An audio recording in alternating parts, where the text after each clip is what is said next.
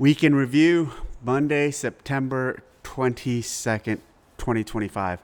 So last week we announced big changes to we announced the schedule, how the season's going to work next year. Some of the big changes, we brought back quarterfinals. Quarterfinals, taking those offline last year was incredibly unpopular amongst affiliate owners, amongst athletes, etc.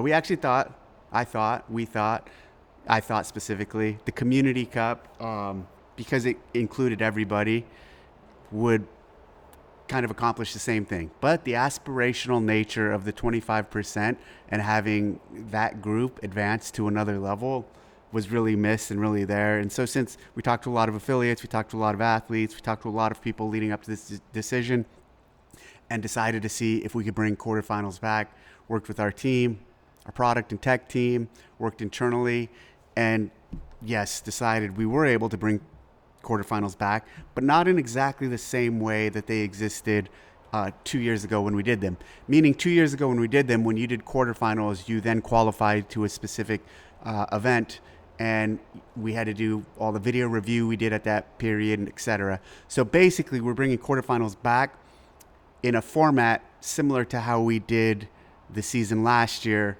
where there's multiple events you can go to, and there's still the online, essentially the in-affiliate semifinal, which is an online competition, which now is at the very end of the season. So the athletes after quarterfinals will have to go to a semifinal in a person event, qualify from there, and the in-person events, we're again partnering with other events to for them to work with us and run, and they'll have qualifying spots. And then at the end of that, we'll have what essentially is a last chance qualifier. So the remaining spots will then field or will lead to the 30 spots we have at the games. And another big change we announced too is there will be limited events for age groups and for teams to compete in person. A majority of those spots, though, will likely come from the online portion still, but there will be limited events for those athletes to compete at. So we announced that all on Wednesday. There's still a lot of announcements to come, some exciting ones. But prior to that, right after the games, looking at the schedule, and I saw that Wodapalooza was in LA, and I told our team, hey, let's use that opportunity to get the athletes together and just have a discussion.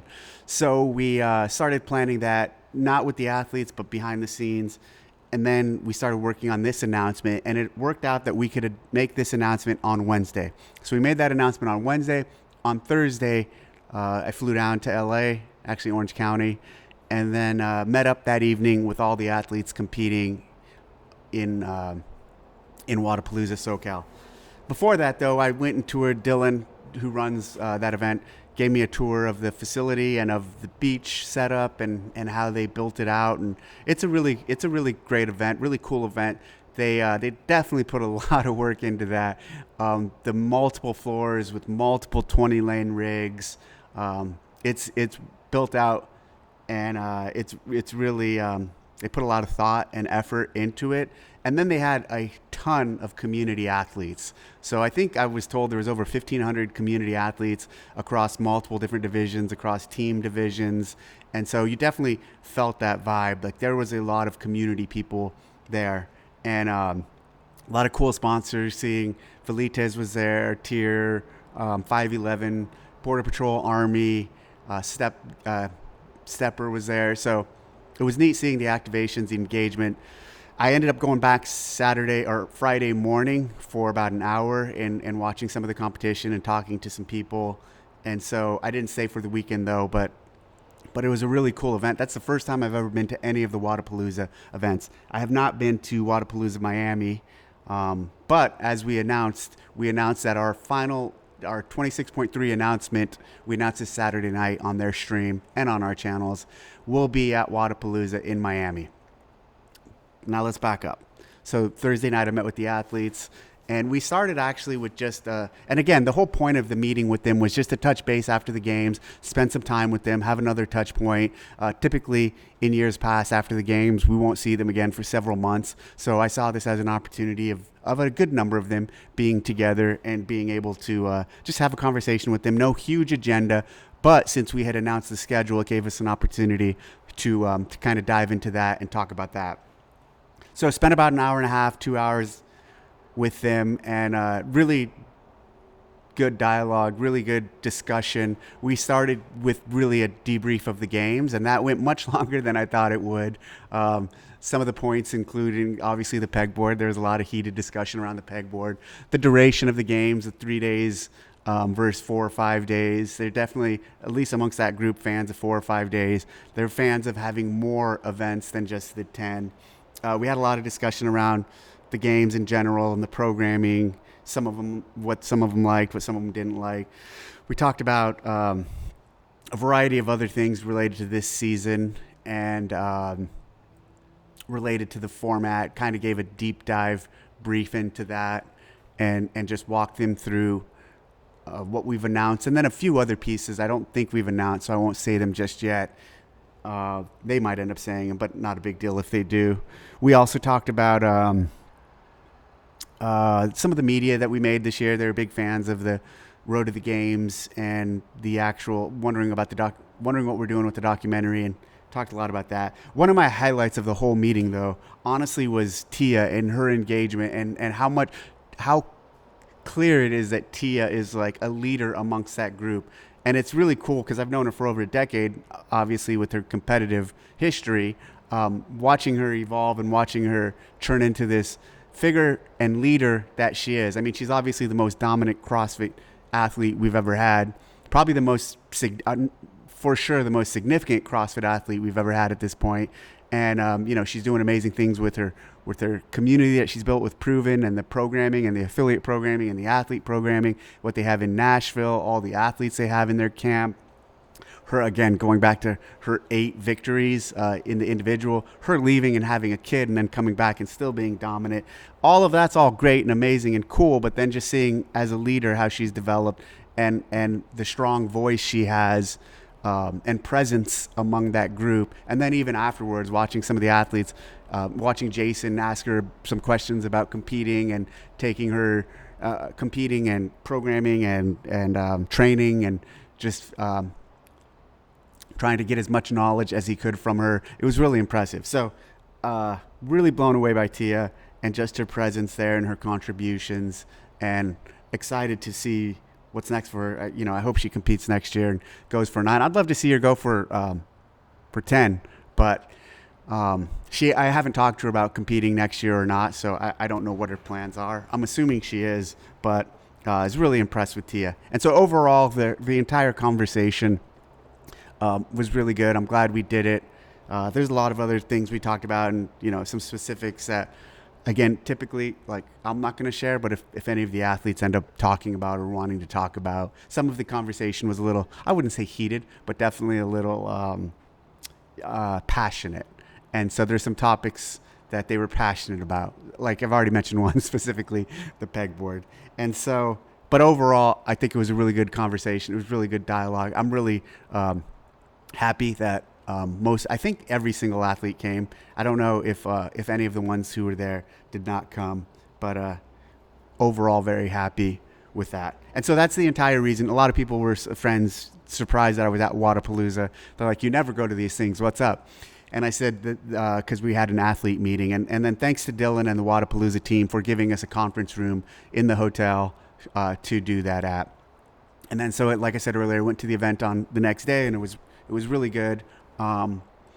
Really cool vibe. I mean, that whole area is awesome. So I'll probably go next year again. If you have a chance to check it out, definitely check it out.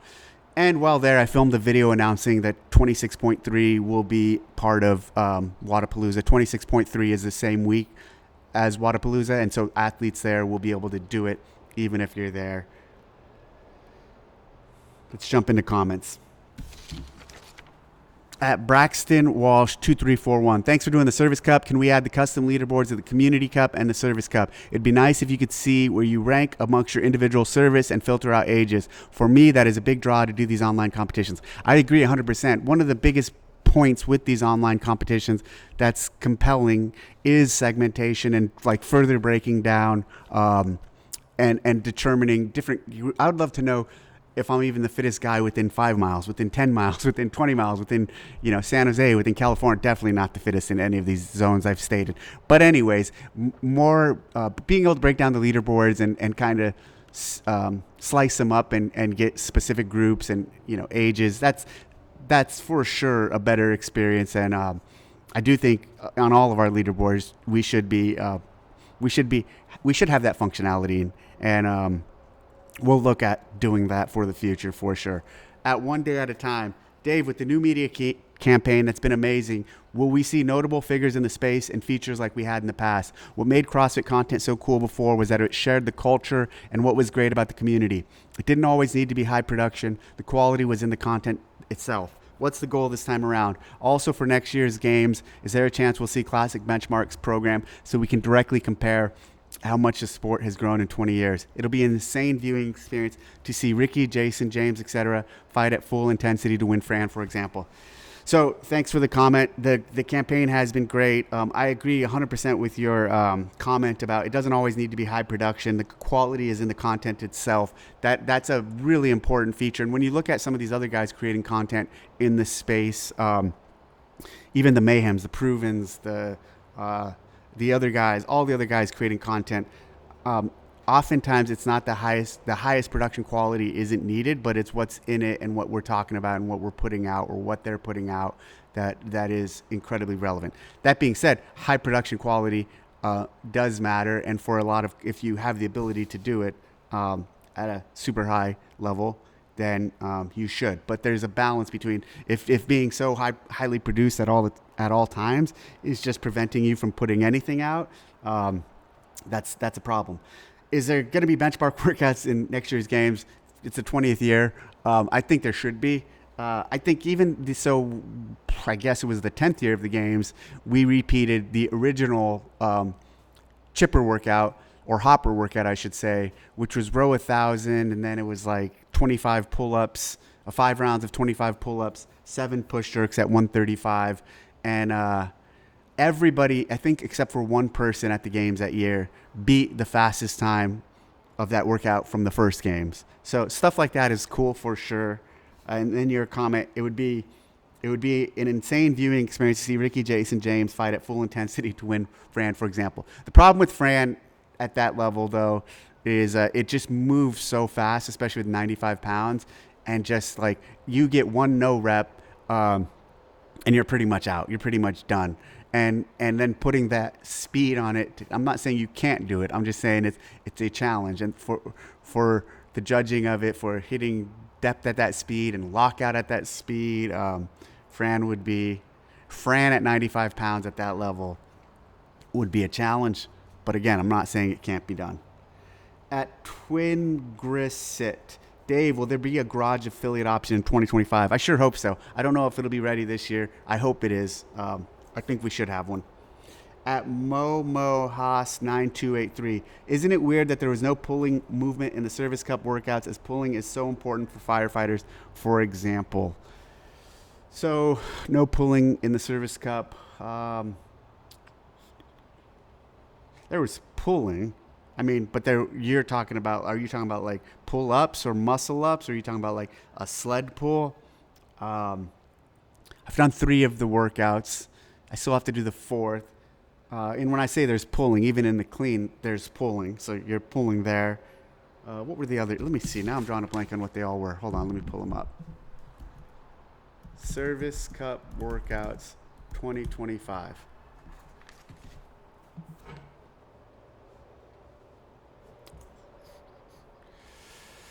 Okay, workout 1, thrusters, lateral pull-ups over the bar.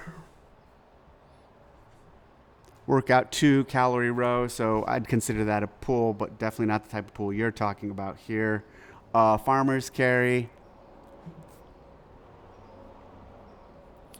Box step overs, dumbbell snatches. Again, I would consider that a pull, but again, I understand what you're saying with your pull up. And then the fourth one, oh, this is the toe to bar one. Hang, clean and jerks, back squats, toe to bars. Yeah, and then 1 rep max clean. So clean is there's a significant pull in the clean, but again, I know what you're talking about here with the pull. You don't mean that. I don't know though if you mean pull up and like muscle up. Yes, I think that could have been included somewhere. It probably would have balanced it out a little more. But if you're talking like a sled pull or something like that, I don't think that was needed. But understood. At C Dutch 513, I think you're wrong on calories in and calories out. The randomized control trials have shown that it doesn't really matter if it's processed sugar or a single source foods. Calorie restriction will help lose weight and improve metabolic markers. I will say that it's probably easier to stay full and satiated from a single source food, but it's not required. That I do not think is true at all. And let me show you a little example. So let's say you have 2,000 calories of, well, to your point, processed sugar. That's your daily intake. And then you have 2,000 calories of, let's say, 20% protein and 80% good fat. And let's even say, so 2,000 calories processed sugar and 2,000 calories protein, 80% fat. Let's even do this. Let's say you have 2,000 calories of the protein and you have 1,800 calories daily of the processed sugar. You're basically saying because that amount of calories is less than that amount of calories on this diet, you're going to lose weight. That is what you are saying here. And that is what the calories in, calories out people are fundamentally saying. The problem with that is the hormonal response of these the different hormonal response of these two diets. That diet there, that processed sugar, is going to jack your insulin up, keep it very high, and then basically churn all of that sugar into fat. You're not going to be able to access your fat storage and burn fat. Over here, when you look at the protein and the protein has an insulin response. The fat largely doesn't. But that diet there is going to be able to keep your insulin levels low. Your glycogen stores will be depleted. You'll be able to then hit your fat reserves and actually burn fat. So, what's your name again? At C Dutch 513, that is you're basically saying the randomized control trials have shown that it doesn't really matter if it's processed sugar or single source foods. And look at this, just no, that's wrong. Calorie restriction will help lose weight and improve metabolic markers.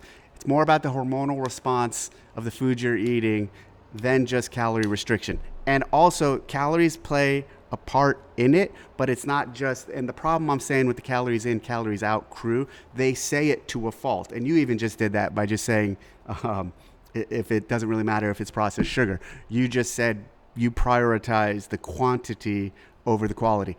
All of these factors play a part, but the calorie in, calorie out camp just dumbs it down to just that assertion. And it's an oversimplification of really complex processes. So, no, I do not. You are not right. At Fit Grandpa, if I sign up for the level 2 in person, can I also get the lectures online, or would I have to pay for both versions? I'd like to get the most out of the material. So currently, we never had the level 2 lectures online until we created them for this hybrid L2. So basically, no. Currently for the L2, if you sign up for the L2, the 2-day, you go to it and you get the lectures in person, and then obviously the movement pieces in person. I guess we can consider that in the future, but it's definitely nothing we're looking at or have on the table now. If you sign up for the hybrid level 2, you get the L2 lectures online, and then you take them through that. At Derek Shoemaker 5306, will there be an option to renew an L2 certificate without having to go in to an in-person course, just a refresher test online? So we're re-looking at all of that currently. At Justin Dresner 16, Dave, great seeing you at the adaptive games. Love the idea of putting us in the same area as the games athletes. I'd be fangirling it and boing all day. Thanks for the picture. Yes, considering it might not be possible, but definitely looking at it and considering it. At CrossFit Thumbs Up 2011.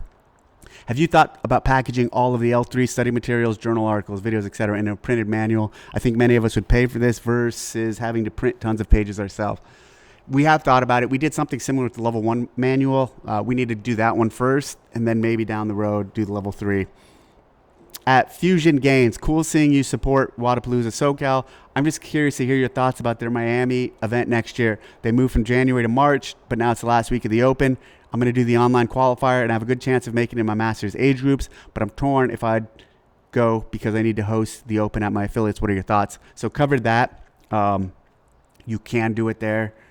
So at Bruce McLaughlin, one of the highlights for each of my trips to the games was watching the adaptive events. Bringing these athletes back to the big show would be a great idea. Again, considering it, can't guarantee you that we will, but we are definitely looking at the possibility of doing that.